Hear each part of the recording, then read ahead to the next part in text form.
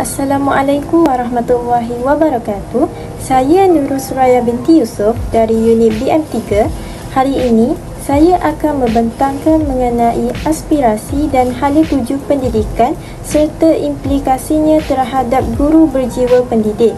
Pembentangan ini berasaskan kursus JPPP 1092, Pengantar Pengajian Pendidikan. Pendidikan merupakan tunjang utama dalam pembangunan sesebuah negara. Aspirasi pendidikan yang jelas menjadi landasan dalam melahirkan modal insan berkualiti yang mampu menyumbang kepada kemajuan negara. Di Malaysia, hala tuju pendidikan dirangka dengan matlamat utama untuk memastikan setiap murid mendapat akses kepada pendidikan berkualiti.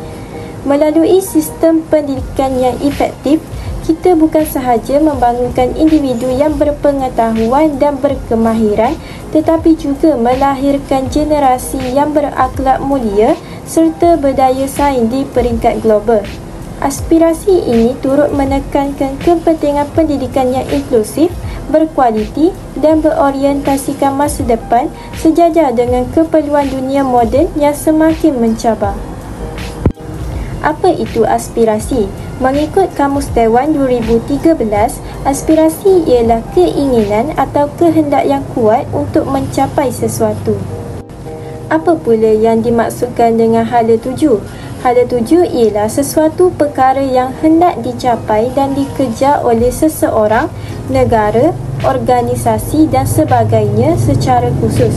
Hala tuju juga diertikan sebagai matlamat tuntutan manusia dalam hidup.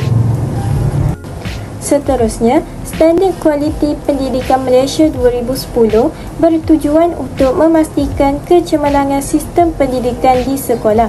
Standard ini menetapkan 5 aspek utama.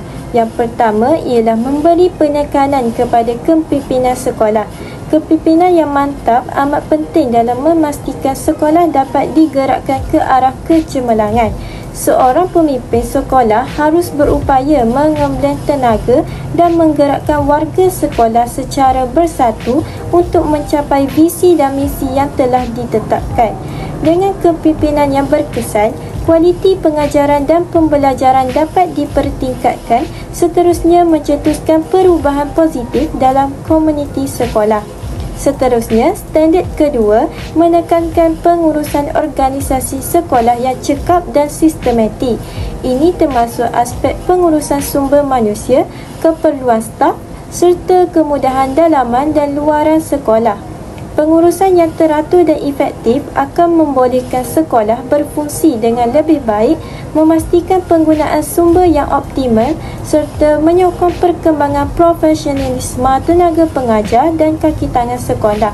Akhir sekali, standard ketiga memberi tumpuan kepada pengurusan kurikulum, ko-kurikulum, sasiah dan kebajikan murid secara menyeluruh. Sekolah bukan sahaja berperanan sebagai tempat untuk memperoleh ilmu pengetahuan, tetapi juga sebagai institusi yang melahirkan murid yang seimbang dari segi intelek, rohani, emosi dan jasmani. Oleh itu, gabungan aktiviti akademik dan bukan akademik yang terancang amat penting bagi membangunkan potensi murid secara holistik. Seterusnya, standard keempat menekankan peranan guru dalam merancang dan melaksanakan proses PDP yang berkualiti tinggi. Guru perlu bersungguh-sungguh dalam memperkembangkan potensi dan pencapaian murid pada tahap optimum secara berterusan.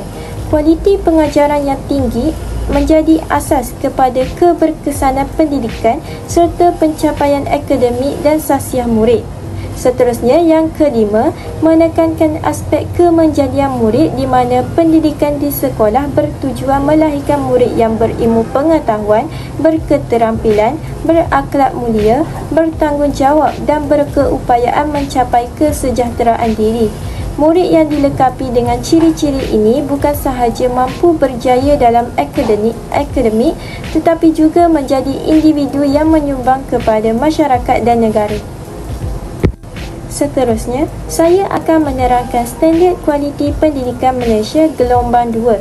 Standard Kualiti Pendidikan Malaysia SKPM 2010 dibangunkan khusus sebagai panduan kepada pentadbir dan warga sekolah dengan instrumen yang berorientasikan tindakan, menitik beratkan kualiti serta berasaskan evidence.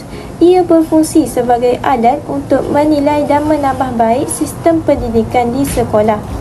Penilaian akan dijalankan sepanjang tahun dengan semakan penilaian dibuat sebanyak 3 kali setahun, iaitu pada bulan Mac, Julai dan November. Bagi memastikan keberkesanan pelaksanaannya, SKPM 2010 telah digubal semula dengan beberapa penambahbaikan yang diperoleh melalui siri kajian dan mesyuarat. Piawaian yang digunakan dalam SKPM membantu menentukan tahap pencapaian kualiti pendidikan merangkumi beberapa bidang utama termasuk kepimpinan, pengurusan organisasi, pengurusan kurikulum, ko-kurikulum dan hal ehwal murid, pembelajaran dan pemudahcaraan serta kemenjadian murid. Standard pertama, kepimpinan. Pengetua dan guru besar memainkan peranan sebagai pemimpin berimpak tinggi yang berupaya mengembleng dan menggerakkan warga sekolah secara bersepadu untuk memajukan sekolah serta meningkatkan kualiti pembelajaran dan pemudahcaraan iaitu PDP. Kepimpinan yang berkualiti akan memastikan sekolah berfungsi dengan baik dan mencapai objektif pendidikan yang telah ditetapkan. Sebagai contoh, pengetua dan guru besar sebagai peneraju, pembimbing dan juga pendorong. Standard kedua, pengurusan organisasi. Menekankan kepentingan pengurusan organisasi sekolah yang cekap dengan mengambil kira potensi serta keperluan warga sekolah di samping memanfaatkan kemudahan sumber dalaman dan luaran. Pengurusan yang sistematik dan berkesan akan meningkatkan keberkesanan pengoperasian sekolah sekaligus memberikan impak positif terhadap kualiti pendidikan yang disediakan kepada murid. Sebagai contoh, pengurusan sumber manusia, pengurusan aset, pengurusan kewangan, pengurusan sumber pendidikan, iklim, pengurusan perpaduan dan permuafakatan strategik. Standard ketiga, pengurusan kurikulum, ko-kurikulum dan hal ehwal murid. Dalam kurikulum, terdapat ketetapan pelaksanaan kurikulum, pengurusan mata pelajaran, pengurusan mata instruksional, pengurusan penilaian murid. Yang kedua, ko-kurikulum, terdapat ketetapan pelaksanaan ko-kurikulum, pengurusan kelab dan persatuan, pengurusan badan beruniform, pengurusan sukan dan permainan, pengurusan program kecemerlangan ko-kurikulum, pengurusan sukan untuk semua dan pengurusan pentaksiran ko-kurikulum. Terakhir sekali, hal ehwal murid, terdapat ketetapan pelaksanaan hal ehwal murid, pengurusan disiplin murid, pengurusan keselamatan murid, pengurusan kesihatan murid, pengurusan bantuan pelajaran murid dan juga pengurusan perkhidmatan bimbingan dan kaunseling. Standard keempat, pembelajaran dan pemudahcaraan iaitu PDPC. Memberi tumpuan kepada peranan guru sebagai pemudahcara dalam proses pembelajaran dan pengajaran. Guru bukan sahaja bertanggungjawab menyampaikan ilmu tetapi juga memastikan pembelajaran yang berkesan dapat berlaku bagi memperkembangkan potensi murid secara menyeluruh. Usaha ini dilakukan secara berterusan untuk memastikan pencapaian murid berada pada tahap optimum sejajar dengan matlamat pendidikan negara dalam melahirkan individu yang berilmu, berketerampilan dan berdaya saing. Sebagai contoh, guru sebagai perancang, guru sebagai pengawal, pembimbing, pendorong, penilai dan pembelajar aktif. Standard 5, kemenjadian murid. Murid yang dididik secara holistik dalam persekitaran sekolah yang mempunyai pengurusan yang cekap berupaya mencapai potensi diri mereka sepenuhnya. Melalui sistem pendidikan yang berkualiti, mereka dapat menguasai pengetahuan dan kemahiran yang diperlukan untuk menghadapi cabaran masa depan. Selain itu, pendekatan holistik dalam pendidikan turut membantu murid membentuk keterampilan diri yang tinggi sekaligus membolehkan mereka berkomunikasi dengan berkesan dan berkeyakinan dalam pelbagai situasi. Pendidikan yang baik juga membentuk murid yang berakhlak mulia dan bertanggungjawab terhadap diri sendiri, keluarga serta masyarakat. Dalam masa yang sama, mereka akan berupaya mencapai kesejahteraan diri dengan memiliki keseimbangan dari segi intelektual, emosi, rohani dan jasmani, menjadikan mereka individu yang berdaya saing dan mampu menyumbang kepada kemajuan negara. Sebagai contoh, kemajadian murid dalam akademik, kemajadian murid dalam co-kurikulum, kemajadian sasiah murid. Pelan Pembangunan Malaysia (PPPM) dibangunkan untuk menilai prestasi semasa sistem pendidikan negara serta mengambil kira pencapaian lampau dalam pendidikan dan membandingkannya dengan tanda aras antarabangsa. Pelan ini juga bertujuan untuk meningkatkan prestasi murid sejajar dengan standard pendidikan antarabangsa, meningkatkan pandangan ibu bapa serta masyarakat terhadap dasar pendidikan negara dan mempersiapkan generasi muda Malaysia untuk menghadapi keperluan abad ke-21. Objektif Pelan Pembangunan Pendidikan (PPPM). Yang pertama, memahami prestasi dan cabaran semasa sistem pendidikan Malaysia berfokuskan penambahbaikan akses pendidikan, meningkatkan standard iaitu kualiti, merapatkan jurang pencapaian iaitu equity, menggalakkan perpaduan dalam kalangan murid serta memaksimumkan keberkesanan sistem. Yang kedua, mewujudkan visi dan aspirasi yang jelas untuk sistem pendidikan dan setiap murid bagi 13 tahun dan seterusnya sehingga tahun 2025. Yang ketiga, menggariskan program transformasi yang menyeluruh untuk sistem pendidikan termasuk perubahan utama dalam Kementerian Pendidikan Malaysia yang membolehkan sistem ini memenuhi permintaan baharu dan jangkaan yang meningkat serta menyokong transformasi perkhidmatan awam. 3 gelombang PPPM iaitu 2013 hingga 2025. Yang pertama, mengubah sistem dengan memberi sokongan kepada guru dan memberikan fokus kepada kemahiran utama. Yang kedua, memperkukuhkan keupayaan pengurusan negeri dan daerah. Yang ketiga, mengurangkan bilangan sekolah bank 6 dan 7 kepada sifar. Yang keempat, mengurangkan jurang bandar dan luar bandar sebanyak 25%. Yang kelima, meningkatkan kehadiran murid kepada 95%. Gelombang yang kedua, Kementerian melaksanakan perubahan struktur pendidikan negara dengan mempercepat perjalanan perubahan. Yang kedua, melibatkan pergerakan kesemua 410,000 guru dan 10,000 pengetua dan guru besar kepada pakej kerjaya baharu penstrukturan semula. Yang ketiga, Kementerian JPN dan PPD memperkenalkan KSSR dan KSSM yang disemak semula dalam usaha menangani kebimbingan mengenai pengetahuan, kemahiran dan nilai maju sesuai dengan perkembangan ekonomi dunia hari ini. Seterusnya, gelombang yang ketiga merupakan gelombang yang terakhir dalam PPPM. Kebanyakan sekolah telah bersedia untuk melaksanakan pengurusan berasaskan sekolah secara efektif. Semua sekolah harus menunjukkan prestasi melebihi standard minimum, iaitu kementerian juga akan menolong sekolah dengan memberikan tumpuan kepada peningkatan operasi budaya, kepimpinan dan yang terakhir sekali, matlamat kementerian dalam gelombang terakhir ini ialah untuk membangunkan sistem pengekalan kemajuan kendiri yang mampu mencetuskan inovasi dan pencapaian lebih tinggi. Dalam Pelan Pembangunan Pendidikan Malaysia iaitu PPPM 2013 hingga 2025, terdapat 5 aspirasi pendidikan iaitu akses, kualiti, equity, perpaduan dan kecekapan. Yang pertama, akses. Kerajaan berusaha untuk memastikan akses penuh kepada pendidikan bagi semua kanak-kanak Malaysia dari peringkat prasekolah hingga menengah dengan matlamat mencapai 100% enrolment menjelang tahun 2020. Setiap kanak-kanak warga negara Malaysia berhak mendapat peluang pendidikan yang sama rata bagi membolehkan mereka mencapai potensi masing-masing. Kementerian berhasrat memastikan kadar akses sejagat dalam kalangan kanak-kanak dari peringkat prasekolah hingga ke peringkat menengah atas tingkatan 5 bagi menjamin tiada yang tercicir daripada sistem pendidikan. Dari segi kualiti, Malaysia mensasarkan untuk berada dalam kelompok 1/3 teratas dalam pentaksiran antarabangsa seperti TIMSS dan PISA dalam tempoh 15 tahun. Semua kanak-kanak akan mendapat pendidikan cemerlang berdasarkan keunikan sistem pendidikan antarabangsa.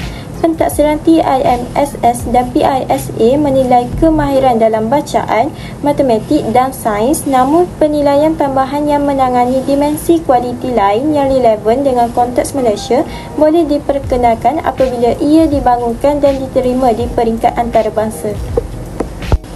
Dalam aspek equity, kerajaan bertekad untuk mengurangkan jurang pencapaian pendidikan sebanyak 50% menjelang tahun 2020, terutama dalam aspek perbezaan bandar dan luar bandar, sosioekonomi serta gender.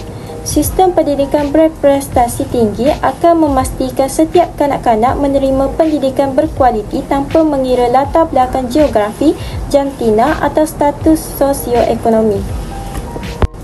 Bagi memperkukuhkan perpaduan, sistem pendidikan memainkan peranan penting dalam menawarkan pengalaman pembelajaran yang membolehkan murid menghargai kepelbagaian. Murid berusia antara 7 hingga 17 tahun menghabiskan lebih 1/4 daripada masa mereka di sekolah, di mana mereka berinteraksi dengan rakan-rakan daripada pelbagai latar belakang sosioekonomi, agama dan etnik.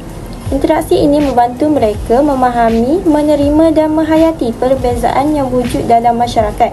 Kementerian berhasrat untuk mewujudkan sistem pendidikan yang membolehkan murid berkongsi pengalaman dan aspirasi bagi membina serta memperkukuhkan asas perpaduan dalam kalangan rakyat Malaysia. Dalam aspek kecekapan, sistem pendidikan akan memastikan keberhasilan murid dapat dimaksimumkan dengan menggunakan peruntukan sedia ada secara optimum. Ini bertujuan untuk memastikan setiap sumber yang digunakan dalam sistem pendidikan memberikan impak yang terbaik terhadap pembelajaran dan perkembangan murid. Terdapat 6 aspirasi murid dalam Pelan Pembangunan Pendidikan Malaysia (PPPM). Yang pertama ialah pengetahuan. Setiap kanak-kanak perlu menguasai kemahiran literasi dan numerasi sepenuhnya sebagai asas kepada pendidikan mereka. Penguasaan mata pelajaran teras seperti matematik dan sains adalah penting untuk membina pemikiran logik dan saintifik. Selain itu, mereka juga perlu didedahkan kepada pengetahuan am yang menyeluruh tentang Malaysia, Asia dan dunia, termasuk aspek sejarah, manusia dan geografi bagi melahirkan individu yang peka terhadap persekitaran global. Murid juga digalakkan mengembangkan pengetahuan dan kemahiran dalam bidang lain seperti seni, muzik dan sukan bagi membentuk keseimbangan dalam perkembangan diri. Lebih penting, mereka perlu mempunyai keupayaan untuk mengaplikasikan pengetahuan ini dalam kehidupan seharian bagi meningkatkan daya kreativiti dan kebolehan menyelesaikan masalah. Seterusnya, kemahiran berfikir. Kemahiran berfikir perlu diterapkan bagi membentuk murid yang sentiasa ingin tahu dan mengamalkan pembelajaran sepanjang hayat. Dengan cara ini, mereka dapat menghubungkan pelbagai disiplin ilmu serta mencipta pengetahuan baharu. Murid juga perlu menguasai kemahiran kognitif seperti penakaluan serta pemikiran kritis, kreatif dan inovatif. Keupayaan mereka untuk menghubungkan pelbagai bidang pengetahuan membolehkan penciptaan idea baharu yang relevan dengan keperluan semasa. Dalam era teknologi yang berkembang pesat, kemahiran berfikir aras tinggi dan kemampuan untuk melakukan inovasi adalah sangat kritikal bagi memastikan daya saing negara di peringkat global. Seterusnya, kemahiran memimpin. Kemahiran memimpin juga perlu dibangunkan melalui peluang formal dan tidak formal seperti bekerja dalam pasukan serta mengamalkan ciri-ciri kepimpinan. Kemahiran ini merangkumi 4 dimensi utama iaitu keusahawanan, daya tahan, kecerdasan emosi dan kemahiran komunikasi yang berkesan. Murid harus berupaya menyampaikan pendapat serta hasrat mereka secara lisan dan bertulis dengan jelas dan meyakinkan. Sekolah memainkan peranan penting dalam membentuk kepribadian murid dengan menggunakan peluang yang disediakan dalam bilik darjah melalui aktiviti berasaskan projek dan kerja kumpulan. Di luar bilik darjah pula, aktiviti seperti sukan, seni serta kokurikulum dapat membantu dalam memperkukuhkan kemahiran kepimpinan dan kerjasama dalam kalangan murid. Yang keempat adalah kemahiran dui bahasa. Dalam dunia yang semakin global, kemahiran dua bahasa menjadi aset penting bagi setiap murid.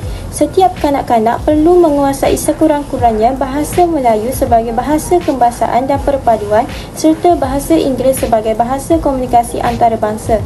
Selepas menamatkan persekolahan, murid seharusnya berupaya menggunakan kedua-dua bahasa ini dengan baik dalam persekitaran kerja.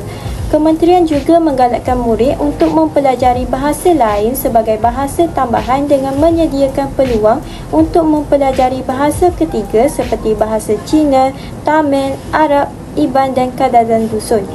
Pada peringkat menengah, peluang ini akan diperluaskan untuk merangkumi bahasa antarabangsa lain sejajar dengan keperluan dunia moden yang menuntut kebolehan berkomunikasi dalam pelbagai bahasa. Yang kelima adalah etika dan kerohanian.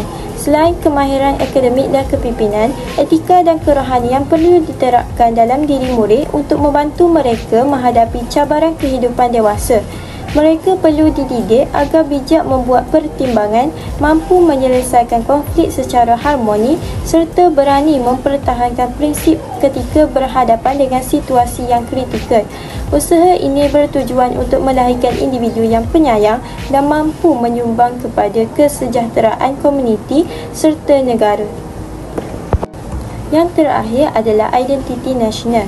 Identiti nasional perlu dipupuk dalam setiap murid bagi memastikan mereka berbangga menjadi rakyat Malaysia tanpa mengira etnik, agama atau status sosioekonomi. Penghayatan terhadap prinsip rukun negara adalah penting dalam menjamin kejayaan dan masa depan Malaysia. Semangat patriotik perlu diterapkan dengan memberi pemahaman yang mendalam tentang sejarah negara serta berkongsi aspirasi yang sama untuk masa depan yang lebih baik.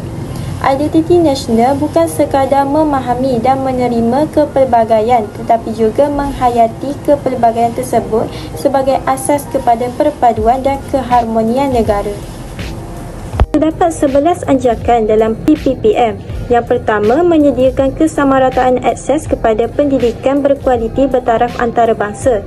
Yang kedua, memastikan setiap murid profesion dalam bahasa Malaysia dan bahasa Inggeris. Yang ketiga, melahirkan rakyat Malaysia dengan penghayatan nilai. Yang keempat, transformasi keguruan sebagai profesion pilihan. Yang kelima, memastikan kepimpinan berprestasi tinggi ditempatkan setiap sekolah.